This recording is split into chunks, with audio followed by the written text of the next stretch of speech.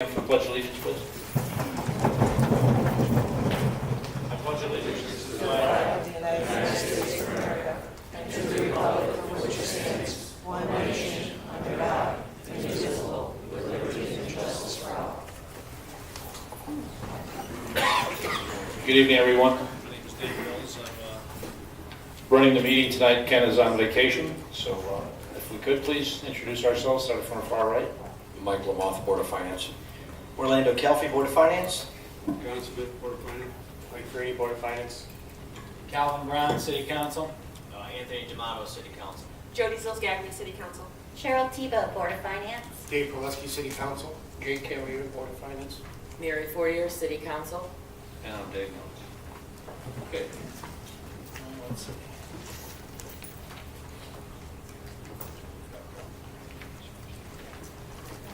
Okay, we get them. I've got approval of the minutes of a regular joint meeting on June 14th, 2016, and a special board meeting on June 1st, 2016. So moved. Second. Any discussion? All in favor? Aye. Opposed? Motion passes. Consent calendar. There are 8 items. 2A is to make an additional appropriation of $3,519 within the Stormwater Trust operating budget for maintenance of sites. B, to make an additional appropriation of $106 within the Special Grants and Donations Fund, funded by donations. C is to make an additional appropriation of $42,000 within Park Department's operating budget used by the Page Park Pool Depreciation Trust account for repairs and replacement of the building heater and hot water heater. D is to make an additional appropriation of $21,800 within the Equipment Building Sinking Fund, funded by insurance proceeds to replace a police cruiser. E is to transfer $10,038 within the Equipment Building Sinking Fund for the replacement of a police cruiser. F is to make an additional appropriation of $1,100 within the Special Education Grant Fund, funded by grant revenue for the adult education program. G is to make an additional appropriation of $4,240 within the Special Education Grant Fund, funded by grant revenue for the Immigrant Children and Youth Education Program. And H is to make additional appropriations totaling $44,500 within the Special Grants and Donations Fund, funded by grant revenue for various programs. I get a motion to approve. Second. Any discussion? I have discussion on D and E, please. Okay, let's pull those out. D and E. Can we vote on the others? Or we need a motion? We have a motion. We need You would have a motion to take those 2 out, and then you can make a motion to approve the others Okay, besides D and E. let's make a motion. We have a motion to approve the others. So moved. Second. Okay. All in favor? Aye. Opposed? Motion passes. Okay. Would you like to go ahead and discuss D and E? Yes, I would like to just ask for clarification on the amounts of money on D and E. So we have $21,800 within the Equipment Building Sinking Fund, funded by insurance to replace a police cruiser, followed by an additional $10,038 for the replacement of the police cruiser. So are those 2 numbers to be totaled together for $31,000? And that's the first question. The second is, why out of the Equipment Building Sinking Fund? Chief here.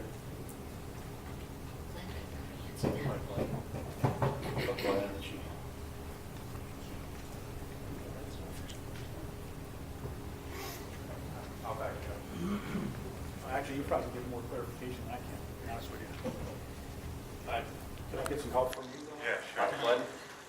Yeah, usually if a cruiser is damaged, we obviously have insurance for that purpose. So yes, it is the 2 amounts. There's the insurance coverage for one amount, and then the balance we're taking care of. We're taking care of it out of the building sinking fund so as not to have it affect the general fund. We want to keep everything in the general fund as solemn as possible, and only for extreme emergencies. We had the money available in the equipment sinking fund, so that's why we chose that versus the general fund. Any further questions? No, thank you. Anyone else? Can I get a motion to accept the D and E? Second. Any further discussion? All in favor? Aye. Opposed? Motion passes. 3, to transfer $8,650 from the general fund contingency account for the Forestville Little League irrigation system on Daly Street. Second. Discussion? All in favor? Aye. Opposed? Motion passes. 4. 4, to transfer $20,000 from the general fund contingency account for the Bristol Boys and Girls Club Cambridge Park program. Do I have a motion to accept? So moved. Second. Discussion. All in favor? Aye. Opposed? Motion passes. One abstention. Do we have that? Okay. Number 5. To transfer $164,120 from the contractual obligations account to various accounts within the police department's operating budget for the settlement of the police contract. Second. Discussion. All in favor? Aye. Opposed? Motion passes. Number 6. Is the monthly revenue and expense report presentation by the Comptroller. Good evening, everyone. We have some good news. Last year, we received a grant for over $2 million at the last moment, beginning of June, for road reconstruction and things like that. Even in this economy and what's happening at the state, we received it again for about $2.4 million.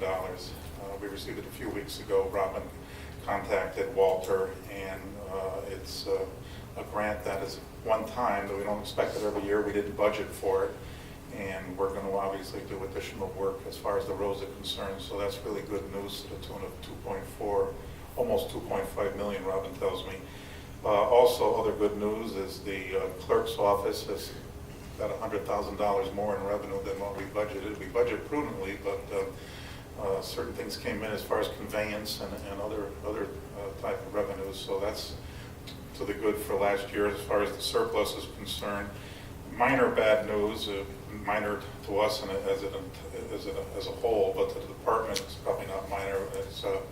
It's before this meeting, I always request from the different departments any problems that I should be aware of to express to you during this process. The director of the library said that the state has cut 2 of their grants. It's somewhere in the neighborhood. One is $1,800 and another one is yet to be seen, but we're not going to see it. So it's the lingering effect of what's happening. You may have read a couple of weeks ago that the governor cut $3 million in state aid, state grant aid to municipalities. The only problem is you never told us who's being cut. You heard that, John, yeah? So we have no idea at this point, and it's been weeks later, how that's going to happen. Who is it going to happen to? Is it uniform? If it was uniform, it'd be about $100,000. But in the past, he hasn't been uniform, as I probably mentioned to you before, with Fairfield County. He's hit a little harder than Hartford County and Litchfield County. So really, we don't have any idea about that. Probably in the next meeting, I'll be able to share with you what the cut is. But we've got the auditors coming in and out of the offices. We're preparing for the audit. We've tightened things up. We've met with the partners in charge, and there was a few squeaks in the wheels that we had to correct, and everything seems to be going along fine. We're also dealing with, it's a little too premature to go into detail about it, but I'm speaking to the superintendent of schools and the business manager. We have some over expenditures on their side, and you've heard it through the superintendent with regards to special education costs. Bristol and all municipalities are experiencing that, so that's going to affect our prior year audit, and we're working with the business office over there to try to negate it as far as we can, but it's just a word to the wise. We wanted to bring that up to you. Other than that, acting mayor, there's nothing else to tell. Any idea on that second grant from the state for the libraries, how much that is? No, Debbie did send me a letter. Debbie Brozo, the director, sent me a letter about the 1,800, but the other grant, she didn't mention the amount. I don't know if she's here right now. Is she here? Yes.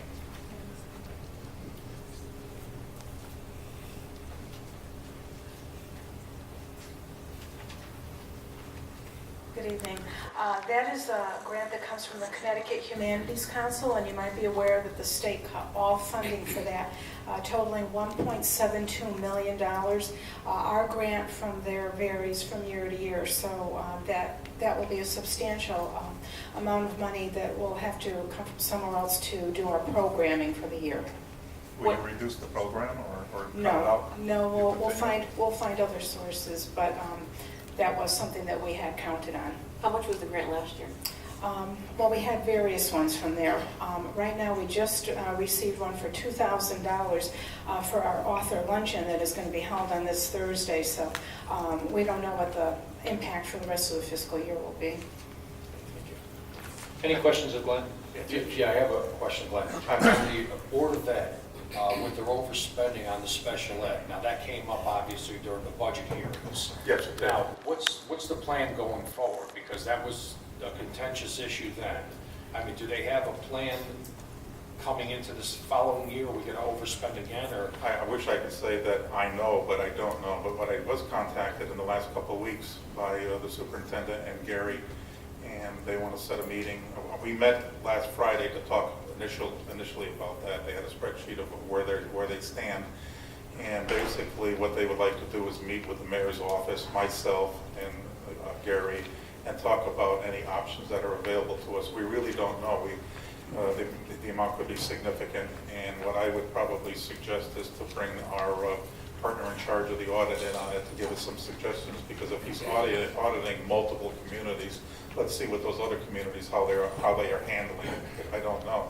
The situation that is always on the forefront is the municipal budgeting rule, and if they overexpend something, we've got to find out from the State Department of Education, can we just let that hit the financial statements? Let a deficit happen and show in the financial statements saying, no, John, you don't think that can happen? Yeah, I probably would think the same way, that special rules would apply for boards of education. However, it doesn't apply for the cafeteria fund, because in the past, you're probably aware, we've had deficits in the cafeteria fund years ago up to $200,000, and we let it hit the financial statements, and we didn't take it out of our contingency on purpose, and we never were chastised for it.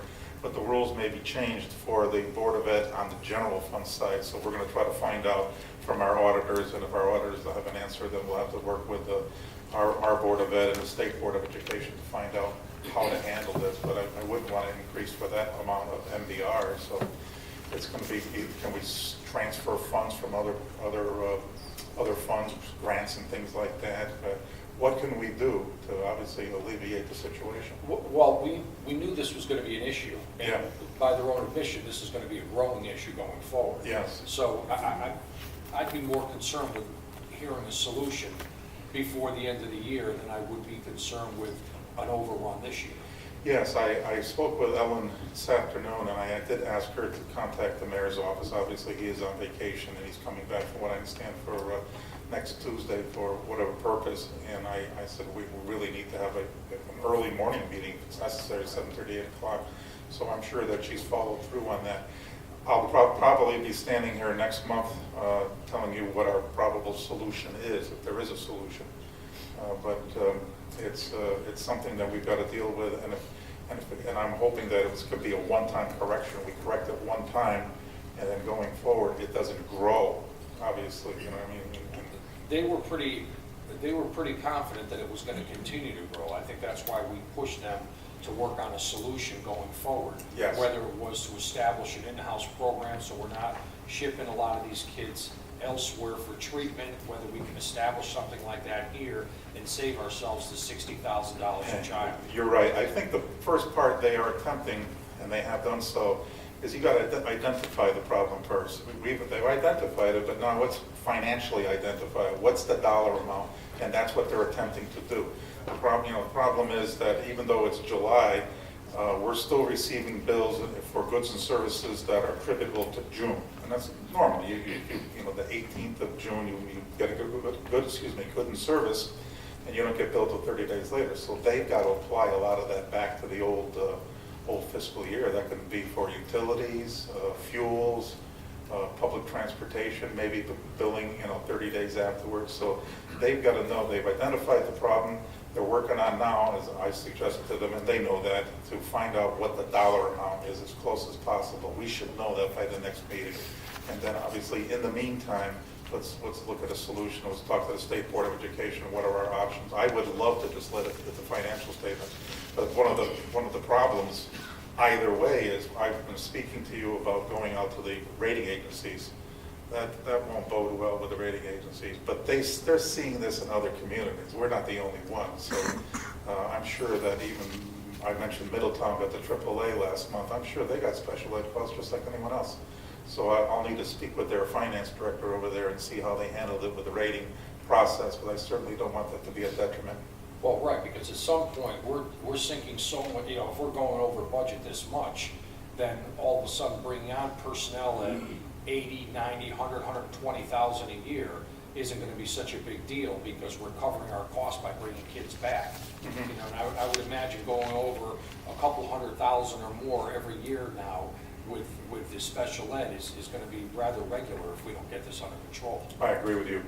One of the things I spoke with Ellen about, and I will recommend to the chair of the Board of Finance is, and someone has mentioned about starting the process earlier, is I would recommend that you come to some type of arm's length agreement with the Board of Education of parameters for increases early, not just be blindsided when they adopt their budget in late January or February. That was done in a neighboring community, and it was very effective. Southington met with the Board of Education over there early on being December, and said, listen, maximum of 3% to minimum of 2%. The Board of Ed agreed, and that's what they were given, was the 3%, with a caveat saying that if any more money comes from the state of Connecticut, they will forward that. That happened. They have to be fortunate to get an additional $500,000 in ECS money, and the town said, okay, we promised you that, you kept your side of the deal, they gave the $500,000. We could do something along that lines too, because we got to manage the mill rate next year. What's the repercussions if they keep going over? Mill rate. Not just to us, I'm talking about to the Board of Ed. I mean, do we have any repercussions to say, listen, you know, enough is enough, you got to draw the line and you have to make do within these parameters? Well, Because if not, they're giving us a budget and they're going over it every year. What good is the budget? Yeah, I would agree with you. There's got to be an understanding, a professional, collective understanding of, you know, first of all, what is the increase going to be? Next year is supposed to be worse than this year. It's going to be a very difficult year for everyone up here. And I would think that communication has to start much earlier. Glenn, Yes. do you know if they've started their audit of special ed funds? I know they were negotiating and they were contracting for that to begin. Do you know if that's happened? Good point. No, I don't know that. But I will find, you know that, John? Wait. I believe it's about to begin. You're also going to request that they have a agenda item on every Board of Finance meeting going forward every month, so that they can update the Board of Finance where they stand on the general fund without the special education fund. So that may be part of the solution. But the other side of that is, we can sit here and say what we want. If 5 kids move into this town tomorrow that require special education, there's not anything anybody can do about it. It's just like, you know, Yeah. we can go a winter and have 10,000 snowstorms. There's no way Walter can budget for 10,000 snowstorms. It's the You're right. same Yeah. unfortunate situation that the state needs to get its arms around at some point, but they don't have any money either, but That's why it's important we take this on right now. which is Ourselves. what they're doing, Michael. Right. You know, Let's handle this now, because they've already said that this is going to grow a problem, and they see no end in sight. So if that's the case, I mean, they should have already had a handle on it, I believe, because it seemed like they had a handle on it coming into the budget season. Well, they've already, at the last finance, I go to their finance committee meeting, they're open, anybody can go to them. At their last committee, I know they have contacted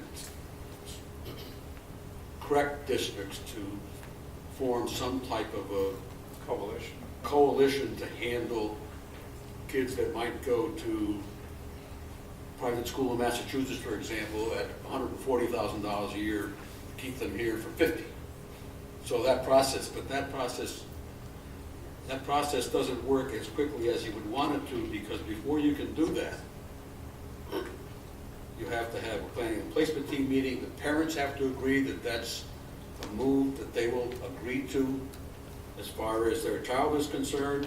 And if the parents don't agree and the local school district does it anyway, the ultimate solution is a court. And then the judge says yes or no. So it's not placing special education students is not an easy, simple I get that, task. but they know that too. And they know the numbers right now, and they know the problems with the kids at various levels. That's correct. So, from a taxpayer's perspective, this is such a huge number, and it's gonna continue to be a larger number. It is. They're gonna have to come up with a real solution without the need, the help of the state, because we know the state's useless in this case. Okay, if we could, I mean, what's going to happen, obviously, I think there's discussion underway. There is. So that's all we can do at That's this point. correct. So that's where we're going to at this point. So as long as that is happening, I think that's the thing that we're trying to It is, decide. yeah, I'll be brief, Mayor. It is happening.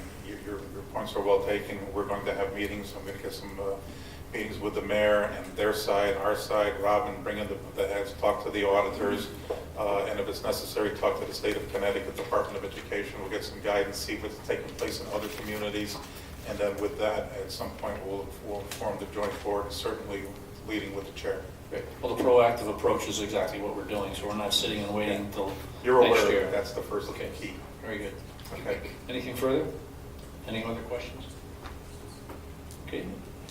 I believe, any other business to come before the meeting? Have a motion for adjournment. So moved. Second? Any discussion? All in favor? Aye. Opposed? Meeting's adjourned. Okay, we'll take 2 minutes and we have a special meeting.